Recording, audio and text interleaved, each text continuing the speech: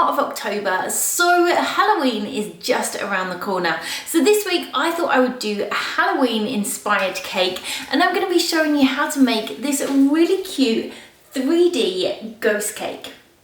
Okay, let's get started. So for my cake, I've actually baked two 5-inch sponge cakes. I then leveled them off on the top and divided each cake into 2 separate layers. For this cake, I actually used my 6-inch vanilla sponge cake recipe in my 5-inch tins just to give me a slightly taller cake than normal. Now, I will put all the details for that recipe in the description below. Now, in order to get the shape of my ghost, I actually wanted to taper down slightly on the top. So I've got a round cookie cutter, and this one measures 3.5 inches. So I'm going to place that in the center and just push in slightly just to give me a little guide mark. I've then got a small serrated knife, and I'm going to use this just to start curving over the top of my cake.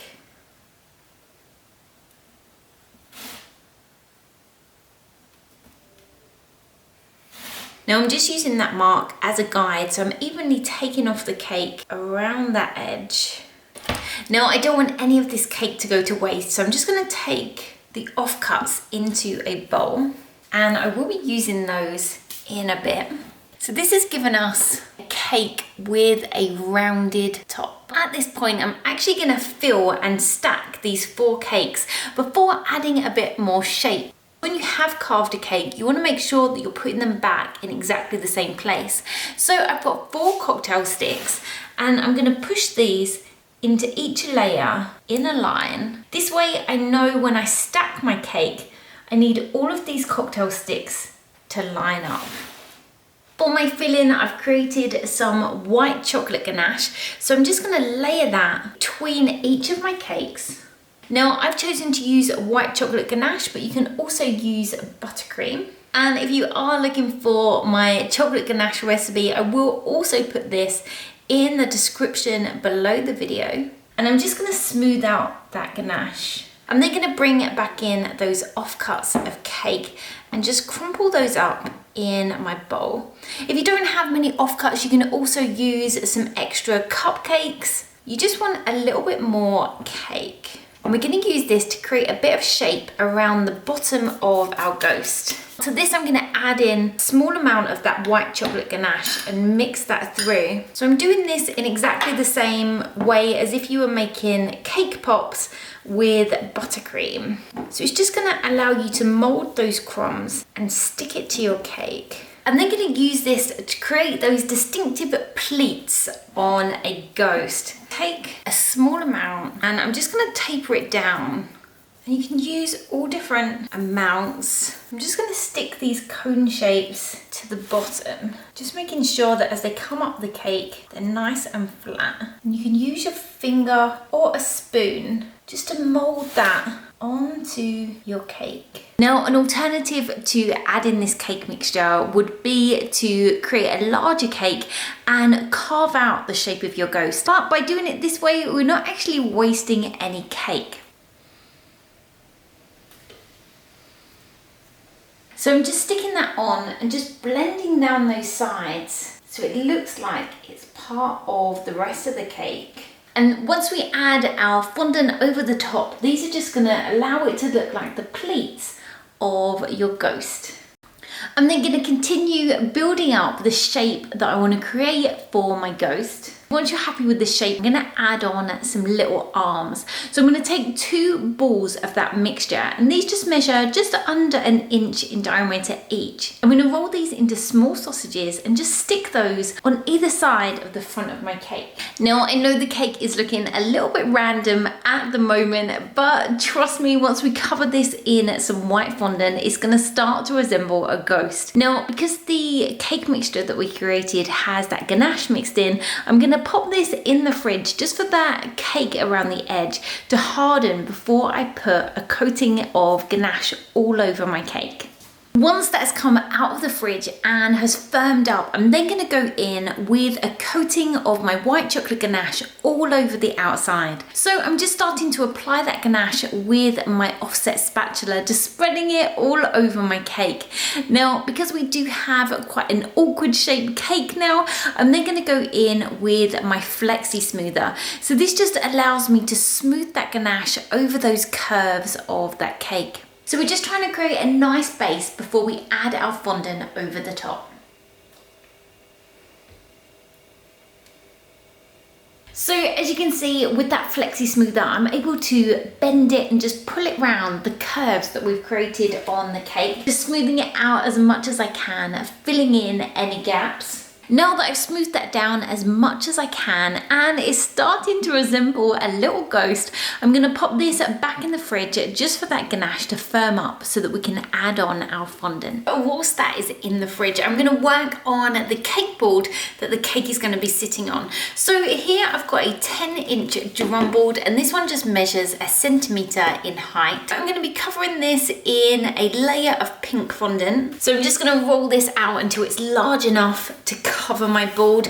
I'm then going to apply a small amount of water across the top of that board to allow that fondant to stick before smoothing it down and trimming off any excess. Once your board is covered, you could either leave it plain, but I'm going to actually add some texture in the form of some letters, and I'm going to do this using some of the SweetStamp letter sets. So here I've got the glow set, and I've also got the cutie pie set. Now both of these are quite cartoony sets and I'm going to mix and match the letters to give me the word boo. So I'm going to start, and I've just got a piece of blue tack or fondant, and I'm going to remove the B. From this one I'm also going to take a capital O and the little apostrophe. Now this is quite a small word, so I'm going to use my small round pickup pad. So I'm just going to lay out my letters on my guide, and I can take my pickup pad and just push that over the top, and this is going to create just a little custom stamp. I can then bring back in my cake board, and I want to add this boo all the way around the edge so it pokes out from our cake. I'm going to go all the way over the board. Now, you guys have probably seen me use SweetStamp letter sets on the channel before. I find them so easy for adding text onto cakes or onto cake boards. And if you do want to give them a try yourself, I do actually have a 10% off discount code. All you have to do is enter Cakes by Linz at the checkout on their website, and they do sell so much more than letter sets, so make sure you go over and check that out. Now I will leave all the details for this discount code in the description below. So I've actually got some star plunger cutters, and instead of cutting the fondant out, what I'm actually going to do is just push on the lever so that that star comes all the way to the end, and I can use this in a very similar way to how I've been using those letter sets, just to emboss some little stars. Now that I'm happy with that, I'm just going to finish it off with a small piece of pink ribbon around the outside, just securing that in place with a small amount of double-sided tape. Taken my cake out of the fridge. Before I cover it with some fondant, I've just mixed up some water with a little bit of icing sugar just to make a glue, and I'm going to paint this over my ghost. And this is just going to help that fondant stick. I then have some white fondant, and I'm actually using the Smart Flex fondant. Now I'm going to roll this out until it's large enough to cover my cake. Now I'm using the Smart Flex fondant for this cake, and this one just has a little bit more elasticity than some of the others. And by using this one, it just means it's not going to tear as I try and navigate it around those little arms. I'm going to smooth that out with my paddle smoother before I lift that up and drape it over the top of my cake. I'm then going to go in, just pushing it into the creases of the cake, just molding it around those little arms until it's nice and smooth. Now to smooth it into those gaps, you can always take a small amount of your excess fondant and just smooth it around, just really making sure that you push in at the bottom. I'm then going to go in with a sharp knife, so you just want to make sure the fondant is pushed right up to that edge, and I'm going to cut it off with a little bit of excess to start with. I can then get a little bit closer, just using my finger and the tip of that knife just to smooth it around as I go.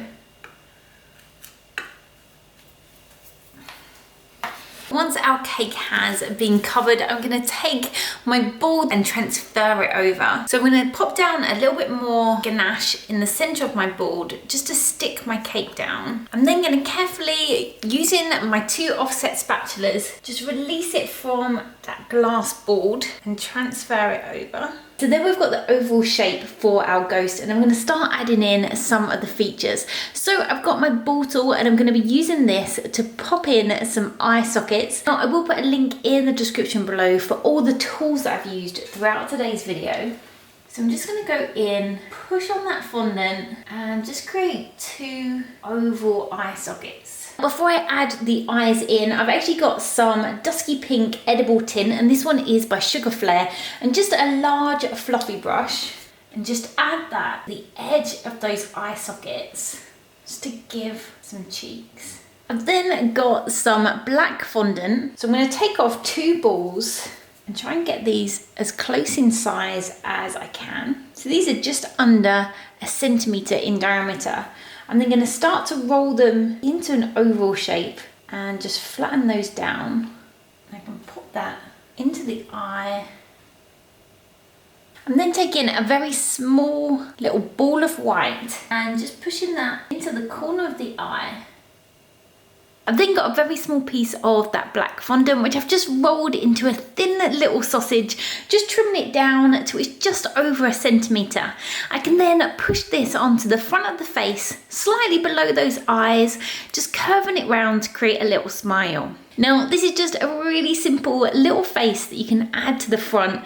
So the next thing I want to do is create a bow for the top and also have some bunting running around the side. For this, I'm going to use some of the Saracino pasta models. This is just a modelling paste. So this is going to allow the bow just to firm up a little bit quicker than it usually would. And I've chosen purple. Now, to my bow, I'm also going to add a few little sprinkles just to make it look a little bit more fun. So these are the How You Doing sprinkles by Halo Sprinkles. So I'm going to break off some of my modelling paste. And if you've ever used this modelling paste, you might find that it's super hard when you get it out of the packet. You want to knead small amounts at a time, but if you are still struggling, you just want to pop it in the microwave on defrost for around 5 seconds and it will just start to soften. Now, you've probably seen me create bows on the channel before, but I'm just going to roll out my modelling paste till it's around 2 to 3 millimeters in thickness.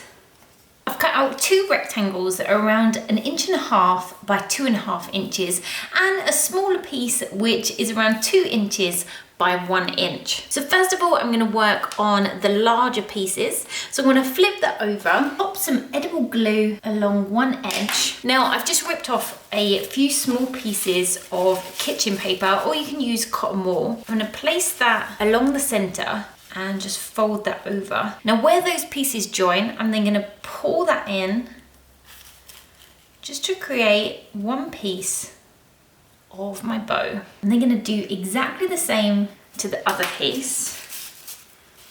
Now to fit these together, I'm going to take that slightly thinner band, and before I add it on, just start creating a small little wave. So this will look like the knot in the center. Add on some edible glue and just pinch your 2 bits together. I'm going to pop a little bit of glue on this middle piece before I wrap it round, and I can trim off any excess and just pinching that together at the back. So there we've got a little bow. Now, before I add that onto my cake, I want to add some of those sprinkles on. I'm going to take some of those stars and just stick those on with some edible glue. So I'm just going to leave that to one side just for that modelling paste to start to firm up before we add it onto the top of our ghost. Whilst that's firming up, I'm going to create some bunting to go around the front.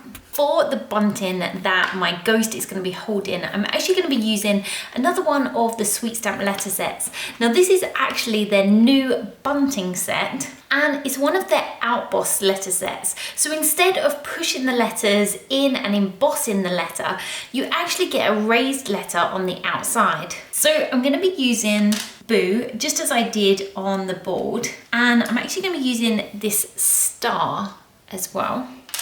Now, as well as the little pieces of bunting, you also get a little mini cutter and got this little scraping tool. Okay, so to start with, I'm going to take my small pickup pad and just stick my shape to that to give me a bit of a larger area to work on. I've then got a little bit of corn flour on my brush. I'm just going to dust into that shape. Taking a small amount of black fondant and the little scraping tool, I'm going to push this into that star, just taking off any excess. I've then got some dark pink fondant. I'm going to roll that out until it's 1 to 2 millimeters in thickness. I can then turn over my stamp and just push on the back. As I peel that off, this little star, and you can see the outline of your bunting. So I'm going to use the cutter. So there we have our first little piece of bunting.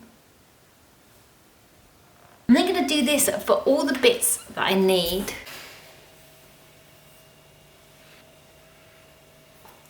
Okay, so once I've created all the pieces of my bunting, I'm just going to take a little bit more of that black fondant and my extruder gun with quite a small hole at the end. So I want to create a string so that my ghost can hold the bunting. I'm then going to pop that fondant into the end of my extruder gun and just tighten it up. Now I'm going to pump the extruder gun to allow that fondant to come out. This does have a really tiny hole, so this can take a bit of time, so just keep at it and you'll get a nice long piece of string. I'm then going to bring back in my ghost and stick my pieces on. So I'm going to start by sticking the bow on so it's firmed up slightly, enough that I can take that tissue paper out, and I'm going to use some edible glue just to stick that to the top of my ghost's head.